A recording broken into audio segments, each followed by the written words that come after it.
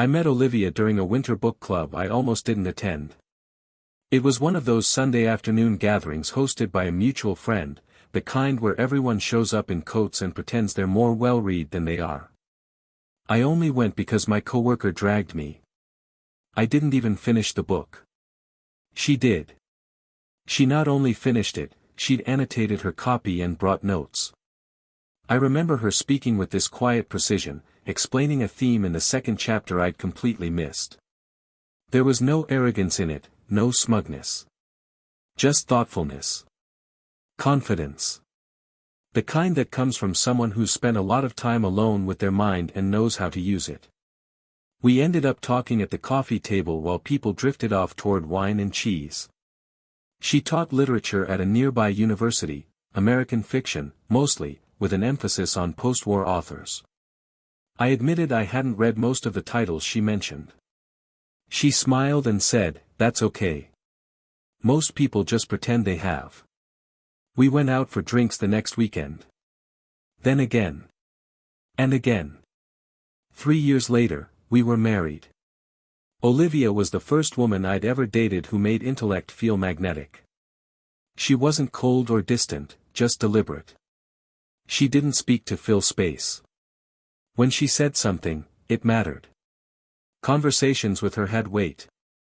We bought a townhouse in a quiet part of the city, the kind of neighborhood with actual bookstores, brick sidewalks, and houses with ivy that wrapped up the windowsills in spring. It felt like the right place for us. She turned the spare bedroom into a study. I turned the basement into a workspace for my freelance design work. We had routines. Traditions. We took turns cooking. Every Sunday, we did brunch, either out or at home with the windows open and jazz playing in the background. She took her job seriously. She loved teaching. She'd come home talking about her students, not by name, just stories. Who was brilliant? Who needed encouragement? Who surprised her? She believed in what she did. And I admired her for that. We didn't have kids. Not yet. It wasn't that we were against it, we just weren't rushing anything. Life felt full enough. We were both doing work that mattered to us. We traveled a couple times a year. Saved aggressively. Talked about buying a cottage one day near the coast, somewhere she could write and I could finally unplug for a while. Olivia was thoughtful. She remembered things no one else did, the kind of partner who kept mental notes about the smallest details. I once mentioned liking a childhood dish my mom used to make. She found the recipe, called my mom to verify it, and surprised me with it on my birthday. That's the kind of person she was. Olivia and I didn't live a flashy life, but we lived well.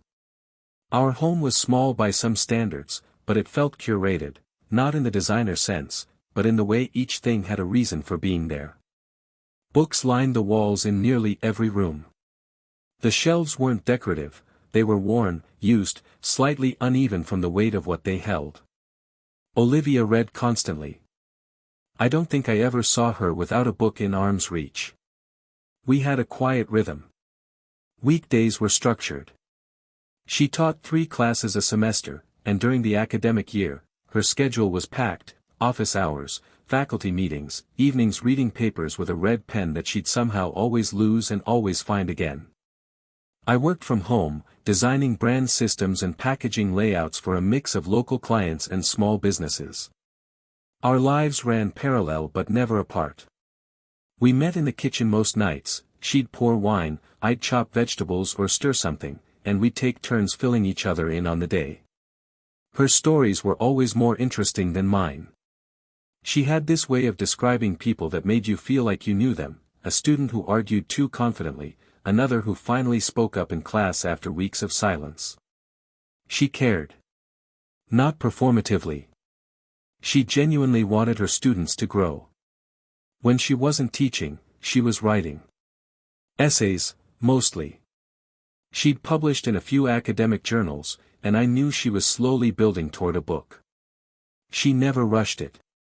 Good writing takes time, she'd say, sipping tea with her feet curled beneath her on the couch. I'd sit beside her, laptop open, music low in the background. We didn't have to fill the silence. The quiet felt shared. Weekends were our space. Saturday mornings at the farmer's market, Sunday afternoons at the park or a gallery downtown. Sometimes we'd just drive with no destination, pull off somewhere and have lunch, browse antique shops. She always found something, a print, a vintage postcard, a quote scribbled in the margin of an old novel. Little things that made their way back into our home like memory markers. People liked Olivia. Our friends, my family, even my clients when she happened to meet them. She had a quiet charisma, she didn't try to charm anyone, which somehow made her more compelling. She asked thoughtful questions, made people feel heard. In groups, she'd listen more than she spoke, but when she did speak, everyone paused. We talked about the future often. Maybe buying a place with a little more space. Maybe applying for a sabbatical year, her to write, me to slow down. We weren't chasing anything. We were building. At night, she'd rest her head on my shoulder and read while I scrolled aimlessly on my phone. Sometimes she'd gently take it from my hand and say, "Talk to me instead." And I would. About nothing. About everything. She had a way of pulling words from me I didn't know I had. I trusted her. And in every way that mattered, I believed she was exactly who she seemed to be. Olivia had a structure to her world that I always admired. Her mornings began the same way, quietly. She'd wake earlier than me, move softly through the kitchen, make her tea, loose leaf, steeped properly, never rushed, and sit by the window with a book or her laptop. By the time I came down, the light was just starting to fill the room, and she'd already be halfway through grading or deep into a paragraph of whatever she was writing that week. She never complained about her workload. And it wasn't light, between her students, committees, and a never-ending expectation to publish, she had enough on her plate to justify stress. But she carried it all well. I used to joke she was the only person I knew who could multitask without chaos. Everything she did had a kind of grace to it. I remember once watching her navigate a video call with a student who'd missed 2 assignments and was clearly floundering. She didn't scold. She didn't baby them either. She asked the right questions. She left space. The kid walked away with clarity and dignity, and that was Olivia's gift. She knew how to hold people accountable without making them feel small. She brought that same balance to us.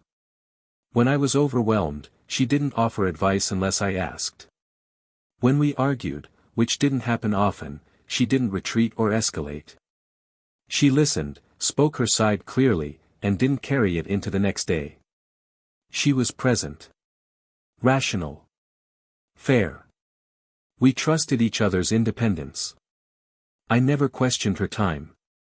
She stayed on campus late sometimes, events, evening lectures, the occasional drink with her department. I never once wondered where she was.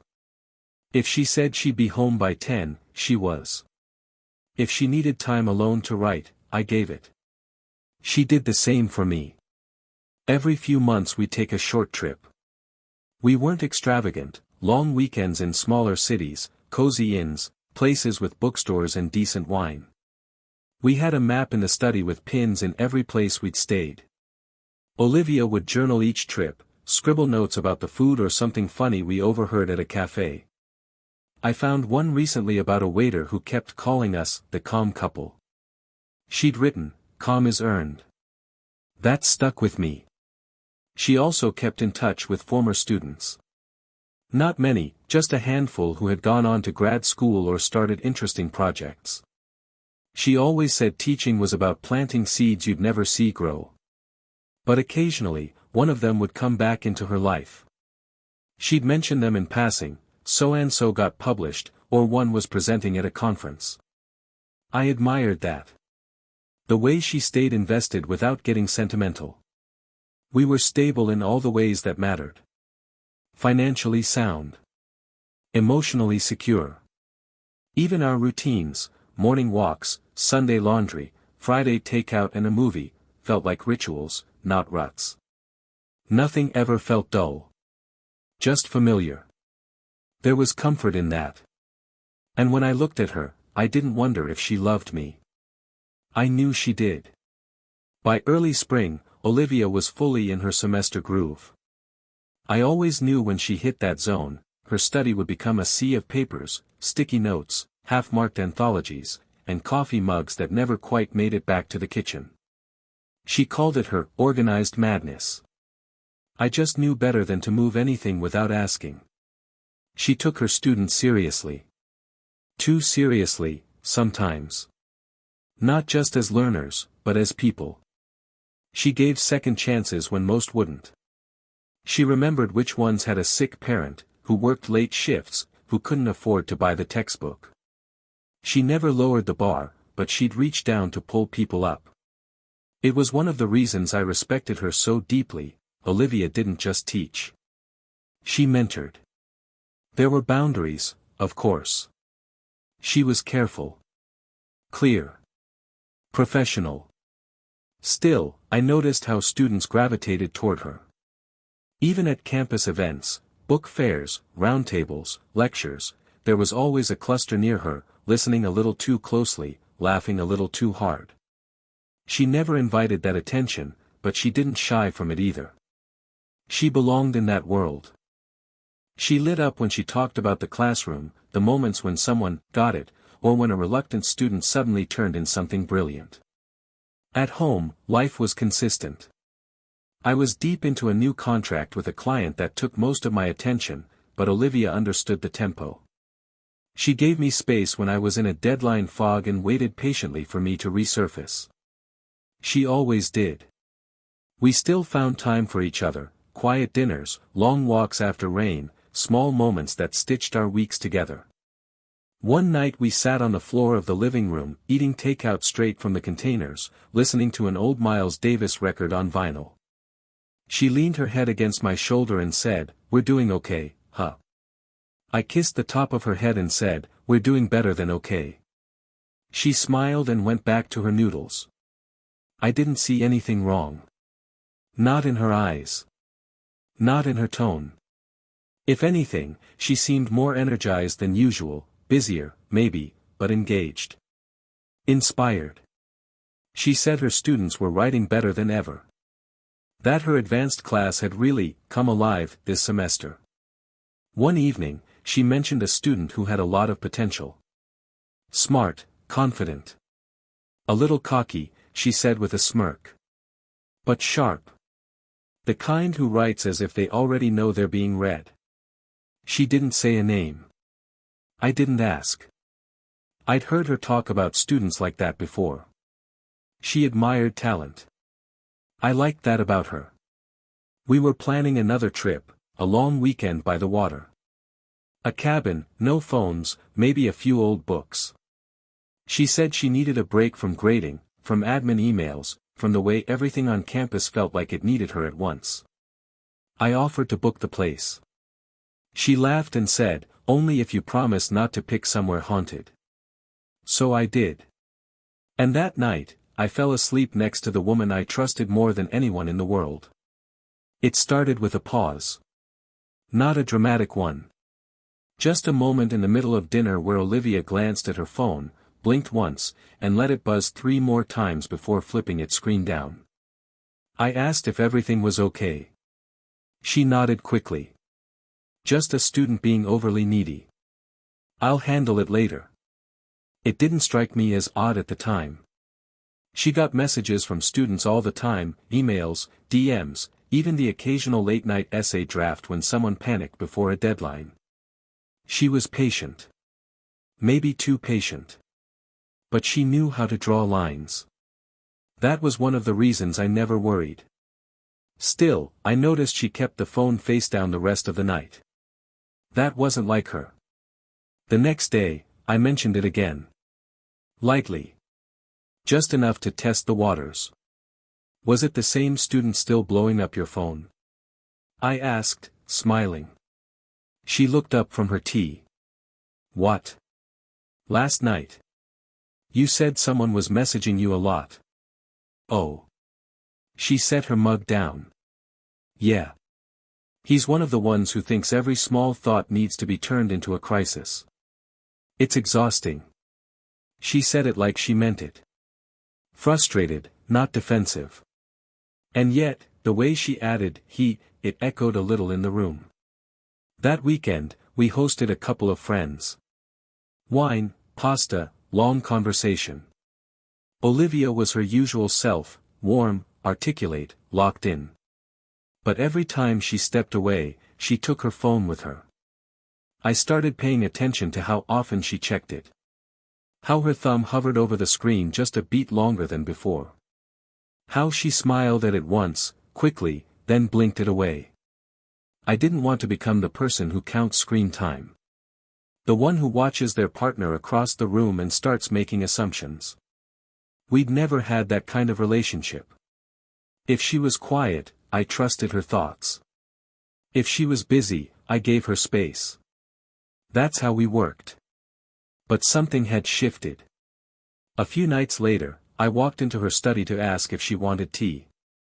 She startled slightly, not dramatically, just a sharp inhale, and quickly minimized a window on her laptop. I hesitated. Everything okay? She nodded. Yeah. Just grading. I brought her the tea and kissed the top of her head. Her shoulders were tight. Her eyes didn't meet mine the same way.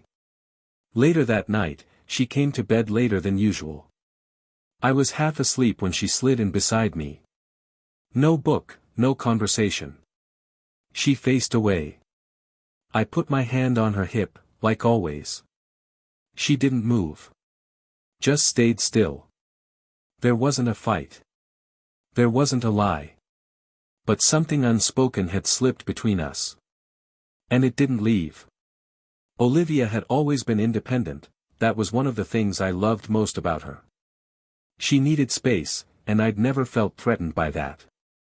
But over the course of a few weeks, the space started to feel less like independence, and more like something I'd been quietly shut out of.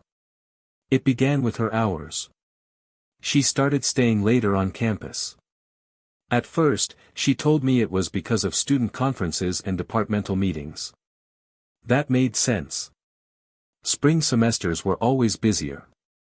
She told me not to wait up, kissed me before leaving in the morning, and texted just enough to keep everything feeling normal. But then the texts got shorter. Later. Sometimes missed entirely. She'd reply hours after I'd messaged her with a generic, "Sorry, just got this long day." The tone was still hers. But it felt thinner. Like she was writing from a different room, even when she was right beside me. One evening, I offered to meet her near campus for dinner, something we used to do all the time. I knew a place with good wine, quiet music, dim booths. She hesitated, then said, "Rain check. I've got some things to review before tomorrow. I'll be distracted." I said okay. Ordered takeout for one. Ate in silence. Later that night, while walking past her study, I heard voices. At first, I thought it was a podcast. But then I caught a laugh, hers, soft and unguarded. I paused just long enough to realize she was on a video call. That wasn't unusual. She mentored grad students. Did virtual panels.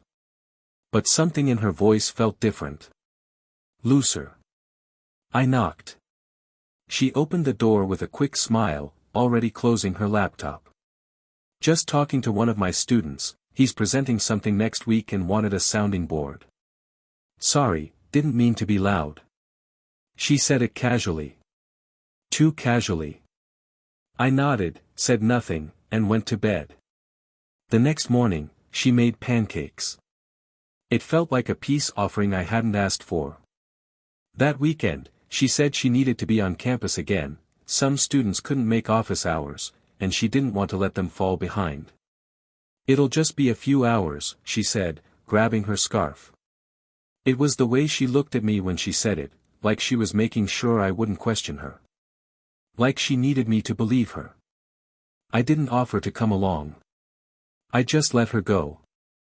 When she returned, she had pastries from a bakery I loved. She kissed my cheek. Told me she'd run into a colleague. Asked how my day had been. The conversation was normal. Familiar. But my attention kept drifting to the fact that she hadn't mentioned which student she met with. And I hadn't asked. That night, while she read beside me in bed, I stared at the ceiling and tried to remember the last time I'd felt entirely at ease around her. I couldn't. Something was changing. Quietly. Steadily. And I was starting to feel like the last one to notice. It was a Wednesday evening when the feeling finally stopped being vague. Not a confrontation. Not a revelation. Just this solid, unshakable pressure in my chest that told me, something's off, and it's not going away on its own. Olivia had been more attentive lately, and not in a reassuring way. She was asking more questions than usual. How was your day? Did you go out or stay home? What time's your meeting tomorrow? Innocent questions. But too frequent. Too strategic. When I'd answer, she'd smile, nod, and then excuse herself to the study. That night, I stayed in the hallway a moment longer after she shut the door. I watched the sliver of light under it. Heard nothing. Just silence. Then the faint sound of a chair creaking. A pause. Her voice, low, controlled, and then a short laugh. Muted, but there. I walked away. In the past, I wouldn't have thought twice. But now. Everything felt coded.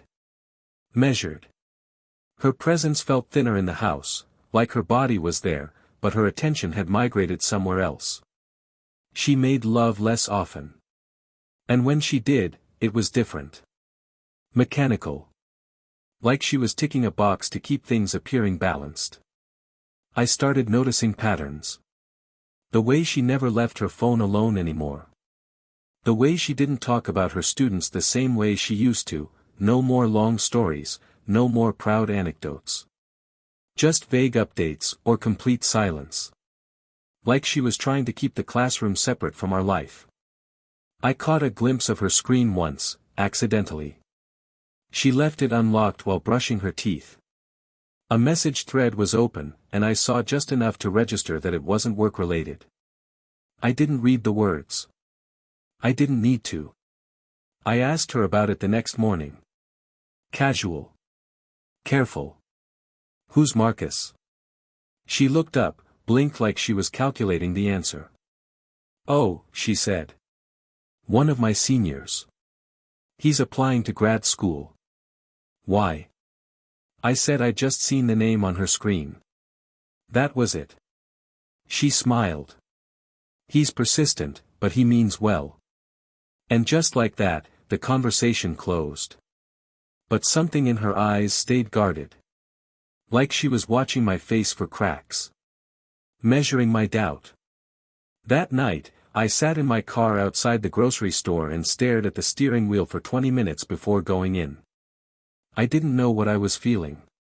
It wasn't rage. It wasn't even sadness.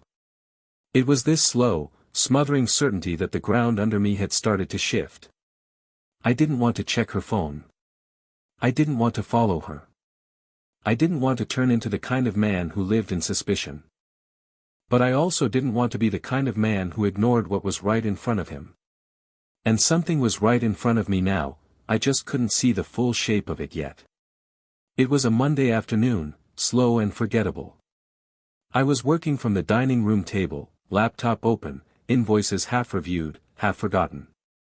Olivia had left earlier that morning for a full day on campus.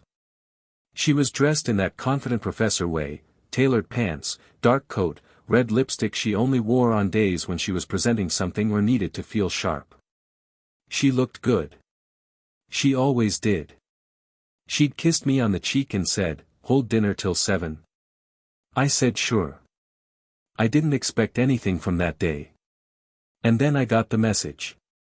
It was from an unknown number. No greeting. No explanation. Just a file attachment, titled, "You should see this." I hesitated. Maybe I knew, even then, that something was about to break wide open. Maybe I already sensed the wall coming down. But I clicked. The video loaded slow, low quality, like it had been filmed secretly, maybe on a phone. It opened on a dorm hallway. Loud voices somewhere off camera. The phone jerked, repositioned, moved closer to an open door. Inside, a dorm room. Slightly messy. Generic. The kind of space meant to feel like freedom, but looked like temporary shelter. The camera zoomed slowly, focusing through the gap. And there she was. Olivia. Sitting on the edge of a twin bed, her back half turned. I knew that profile. That laugh. That posture she used when she was trying to appear relaxed but was completely locked in. She leaned toward someone, a man, young, probably early 20s, barely visible in frame. He said something low, and she laughed. Touched his chest. Then she kissed him. Long, deliberate. Her hand slid behind his neck.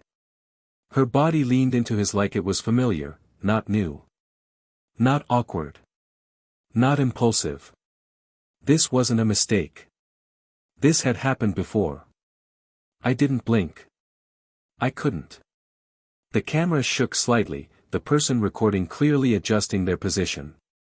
Then the angle changed just enough to show his face. A student. I'd never seen him before, but I didn't need to know his name. I knew his role. And hers. Professor. Student. Wife. Stranger. The clip ended without warning. Just a static freeze of Olivia standing, adjusting her blouse like she was getting ready to leave. My phone buzzed again, this time from her. Casual, harmless. Should I pick up Ty on the way home? Or craving something else? I stared at the message. I didn't respond. I watched the video again. And then again. I tried to find a way it made sense. Maybe it was old. Maybe it was staged. Maybe it was something that wasn't what it looked like. But no.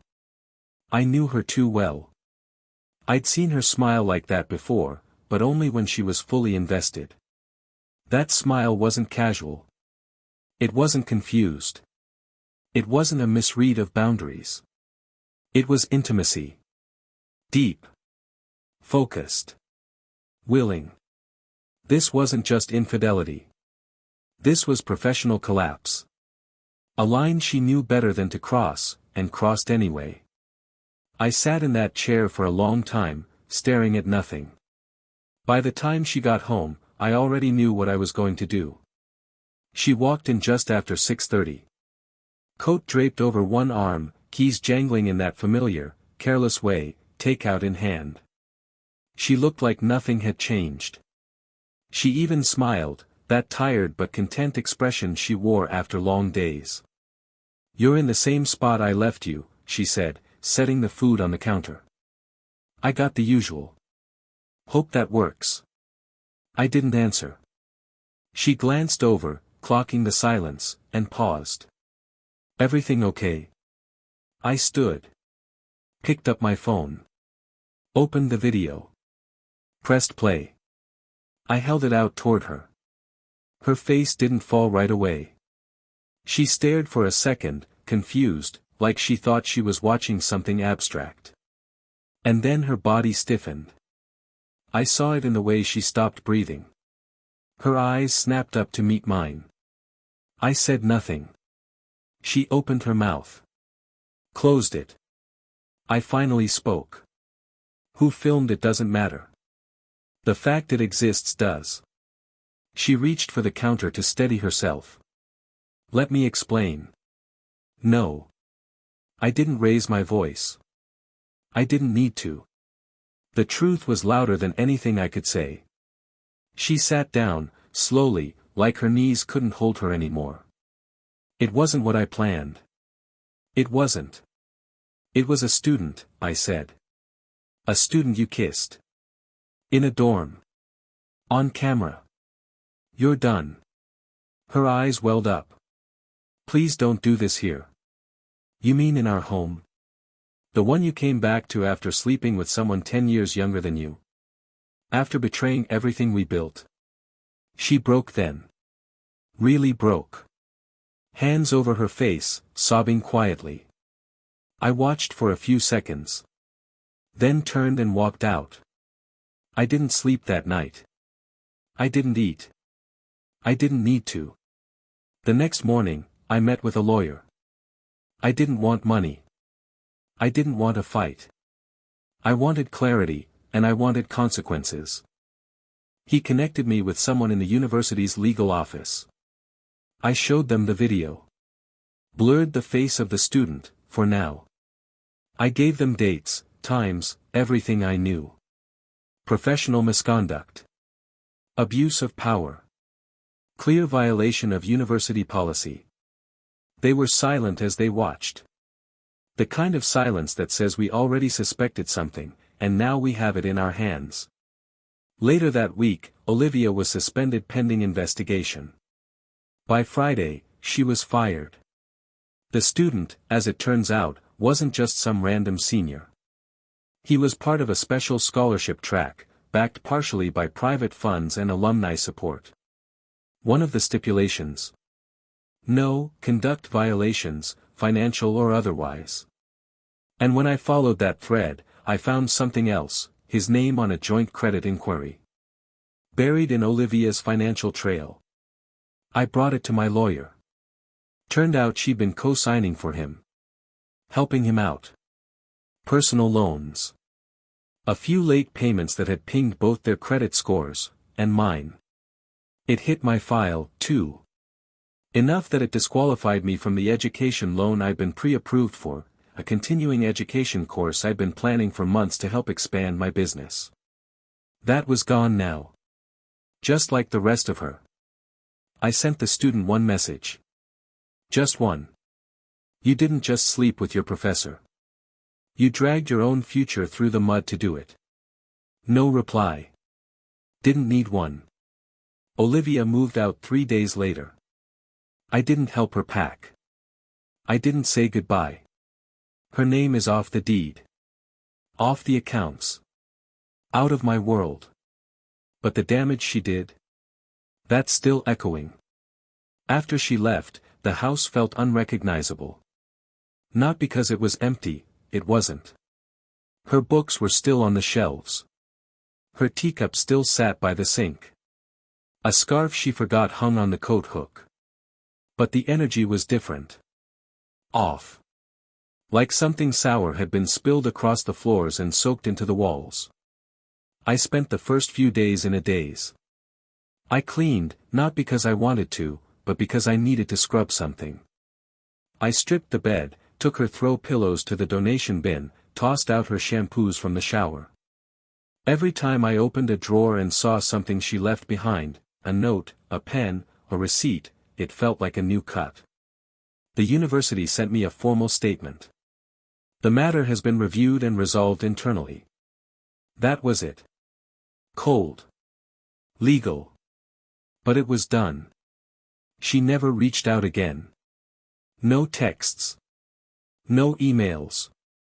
No calls. Which told me more than any apology would have. The student withdrew. Quietly. No statement. No resistance. He was just gone. Disappeared from the program. From the university. From her life. Probably onto someone else's. I checked our joint accounts daily at first. Watching for any movement. There was none. I checked my credit report again a week later, the co-signed debt was still there. Still mine. Even though I never agreed to it, never signed for it. The lawyer said it would take time to untangle, if it ever did. Olivia hadn't just betrayed me emotionally, she had made decisions in my name, without a word. That's what gutted me most. Not the sex. Not even the video. The permission she gave herself to act like my trust was something she could rent out, ruin, and return. I started sleeping on the couch. Couldn't stand our bed. Every corner of the bedroom looked like a lie. I tried going back to work, but even my eyes felt heavy. Everything felt dulled. Like someone had turned down the saturation on the whole world. Friends started texting. Some called. A few dropped by. I didn't answer most of them. What was I supposed to say? That my wife had been having sex with one of her students in a dorm room while I was making her dinner. That I'd seen it with my own eyes, on my phone, like a nightmare I couldn't swipe away. No. This part was mine. This weight was personal. I started walking at night. Long loops around the neighborhood. No music.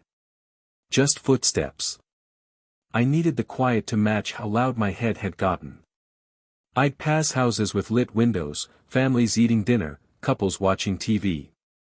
And I'd wonder, how many of them were built on trust that was already cracked? You think it won't happen to you. That's the biggest lie. You think love protects you from rot. From deceit. From collapse. But love doesn't shield you from anything. People still make choices. And mine did. 3 months. That's how long it's been since Olivia walked out of the house with her coat zipped to her chin and a single box in her arms. She didn't say goodbye. I didn't ask for one. I stood in the doorway as she stepped down the front steps like a stranger leaving an Airbnb, no backward glance, no last words, just the sound of tires on the gravel as she drove off. I didn't cry. Not that day. Not since. The grief doesn't live in my chest the way it did those first few weeks. Now it sits in smaller places, the back of my throat when I pass her old faculty building, or the corner of the bookstore where she used to linger too long. It's manageable. Contained. But it's still there. I've made changes. Practical ones. New sheets, new locks, a new desk in the study where hers used to sit. I stripped the place of the little things that carried her, the warm-toned photos, the half-burned candles, the books she always meant to finish but never did. I boxed them up, dropped them at a donation center, and drove off without looking back. The bank accounts are clean now. My name. My signature. Her financial fingerprints were deeper than I thought, but I scrubbed them out. The credit damage will take longer. Her co-signed loans with that kid, Marcus, are still in dispute. My lawyer says it'll drag. I said I'm used to dragging things now. I live with weight better than I used to. The university never issued a public statement, but word got out. Faculty talk. Students talk more. What she did wasn't just a scandal, it was a career-ending collapse. A few mutual acquaintances reached out in quiet, careful tones. Didn't know if you wanted to talk. I ignored them all. I don't want conversation. I want distance. I deleted every picture of her from my phone. Blocked her on every app, even the ones I don't use. Not to punish, to protect. Because even now, the thought of her voice, of her saying my name like it still belonged to her, makes something twist in me. I still take long walks. Late at night, when no one's around. Sometimes I pass the places we used to go, the corner cafe, the park bench where she once recited poetry out loud on a dare. It used to hurt. Now it's numb. That's how healing starts. Not with peace. With numbness. With silence that doesn't beg to be filled. I've started writing things down. Not about her, about what's left of me. What I learned. How trust is a door you leave open until someone burns the house down. How sometimes the people who promise to protect you are the ones who carve the deepest cuts. But I'm still here. Still standing. I don't want another relationship anytime soon. Maybe ever. I don't need the noise. I don't need the performance of being fine. What I need, and what I finally have, is my own name back. My own space. My own story. She doesn't get to shape it anymore. The affair ended her career. But it ended my illusion. And between the two of us, I'm the only one who walked out of it free.